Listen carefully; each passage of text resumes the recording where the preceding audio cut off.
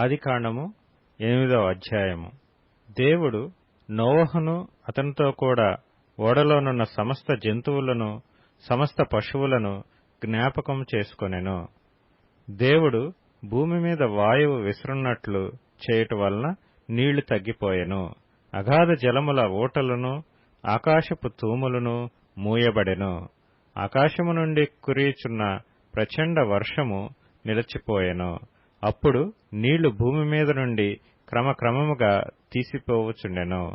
150 దినములైన తరువాత నీళ్లు తగ్గిపోగా 7వ నెల 17వ దినమున ఓడ అరారాతు కొండ మీద నిలిచెను.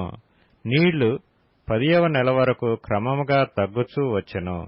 10వ నెల మొదటి దినమున కొండల శిఖరములు కనబడెను. 40 దినములైన తరువాత నోవహు తాను చేసిన ఓడ కిటికీ తీసి ఒక కాకిని వెలుపలికి పోవిడిచెను. అది బయటకు వెళ్లి భూమి మీద నుండి నీళ్లు ఇంకిపోవు వరకు ఇటు అటు తిరుగుచుండెను. మరియు నీళ్లు నేల మీద నుండి తగ్గినవో లేదో చూచుటకు అతడు తన యొద్ద నుండి నల్ల పావురమొకటి వెలుపలికి పోవిడిచెను.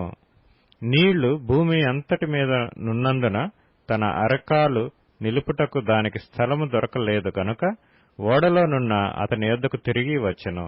అప్పుడు అతడు చెయ్యి చాపి దాని పట్టుకొని ఓడలోనికి తీసుకొనెను. అతడు మరి 7 దినములు తాళి మరలా ఆ నల్ల పావురమును ఓడలో నుండి వెలుపలికి విడిచెను. సాయంకాలమున అది అతని యొద్దకు వచ్చినప్పుడు త్రుంచబడిన ఒలీవ చెట్టు ఆకు దాని నోట నుండెను. గనుక నీళ్లు భూమి మీద నుండి తగ్గిపోయెనని నోవహునకు తెలిసెను. అతడింకా మరి 7 దినములు తాళి ఆ పావురమును వెలుపలికి విడిచెను. ఆ తర్వాత అది అతని యొద్దకు తిరిగి రాలేదు. మరియు 601వ సంవత్సరము మొదటి నెల తొలి దినమున నీళ్లు భూమి మీద నుండి ఇంకిపోయెను. నోవహు ఓడ కప్పు తీసి చూచినప్పుడు నేల ఆరియుండెను. 2వ నెల 27వ దినమున భూమి ఎండియుండెను. అప్పుడు దేవుడు, నీవును నీతో కూడా నీ భార్యయు నీ కుమారులను నీ కోడండ్రును ఓడలో నుండి బయటికి రండి.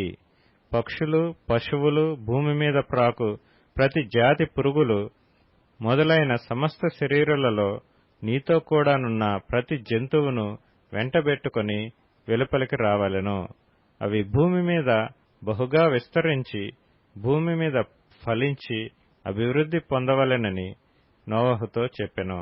కాబట్టి నోవహును అతనితో కూడా అతని కుమారులను అతని భార్యయు అతని కోడండ్రును బయటికి వచ్చిరి.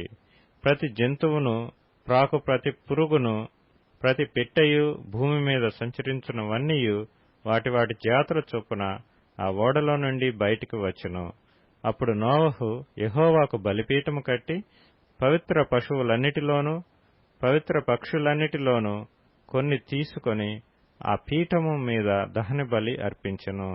అప్పుడు యెహోవా ఇంపైన సువాసనను ఆఘ్రానించి ఇక మీదట నరులను బట్టి భూమిని మరలా శపించెను. ఎందుకనగా నరుల హృదయాలోచన వారి బాల్యము నుండి చెడ్డది. నేనిప్పుడు చేసిన ప్రకారముగా ఇకను సమస్త జీవులను సంహరింపను. భూమి నిలిచియున్నంత వరకు వెదకాలమును కోతకాలమును శీతోష్ణములను వేసవి శీతకాలములను రాత్రింబగళ్లను ఉండక మానవని తన హృదయములో అనుకొనెను.